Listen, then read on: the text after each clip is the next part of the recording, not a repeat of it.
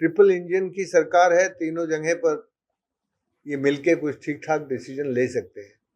पर सरकारें लोगों के हित में या नदी के हित में निर्णय लेंगी और नदी के हित में और लोगों के हित में काम करेंगी, इसका विश्वास ज्यादा नहीं है।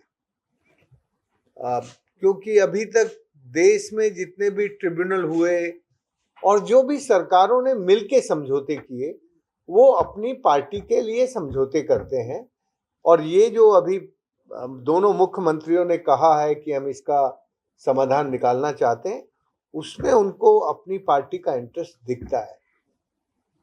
मुझे लगता है कि छत्तीसगढ़ और उड़ीसा, यहाँ के लोग जिनके आंखों में नदियां बहती हैं या जो नदियों को प्यार करते हैं या जो नदियों का सम्मान करते हैं, उन लोगों को इस मामले में अच्छे से दखल देनी चाहिए।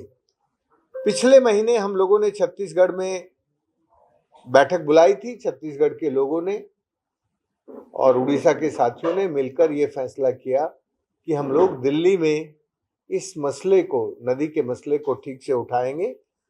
और दिल्ली में हम ये चाहते हैं कि सरकारें दोनों राज्यों के समाज से और ऐसे लोगों से जो नदी को पहचानते हैं, नदी को जानते हैं, नदी का समाधान करना चाहते हैं, उनकी बराबर की हिस्सेदारी उसमें होनी चाहिए।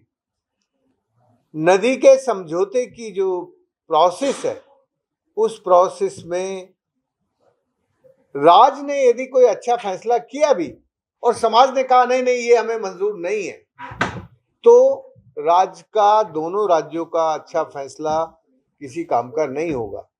इसलिए फैसला करने से पहले दोनों राज्यों के लोगों से बात करने की जरूरत है, क्योंकि असली रियल स्टेक होल्डर तो वो ही हैं, लोग हैं। लोगों को नदी चाहिए। सरकार तो एक तरह की कस्टोडियन है, ट्रस्टी है नदी की। इसलिए ट्रस्टी की भूमिका ये होती है कि जो उसके स्टेक होल्डर्स हैं, उन सबको बुला के सर्वसम्मति से फैसला करें या बहुमति से फैसला करें, तो ये फैसला अच्छा होगा। मुझे लगता है कि ये जो दिल्ली का सम्मेलन है, ये शायद कुछ आगे के रास्ते निकाल सकेगा, पर जरूरत इस बात की है कि उड़ीसा के लोगों को छत्तीसगढ़ के क्षेत्र में जाना चाहिए और छत्तीसगढ़ के लोगों को उड़ीसा बुलाना चाहिए। दोनों राज्य के लोग जब आपस में संवाद करेंगे तो सरकार के साथ भी कोई ठीक से कदम बढ़ा सकेंगे। सरकार के साथ हमेशा कॉन्फ्लिक्ट रिजोल्यूशन में, पानी के विवादों को सुलझाने में एक ही सबसे बड़ी शर्त होती है कि जो उसके स्टेक होल्डर है वो एक साथ बैठे, एक साथ बैठ के संवाद करें। थोड़ा बहुत ऊंचा नीचा होता है, कोई ज्यादा मांगता है, कोई कम मांगता है, उसको सबके सामने बैठ के पारदर्शिता से समझौता हो।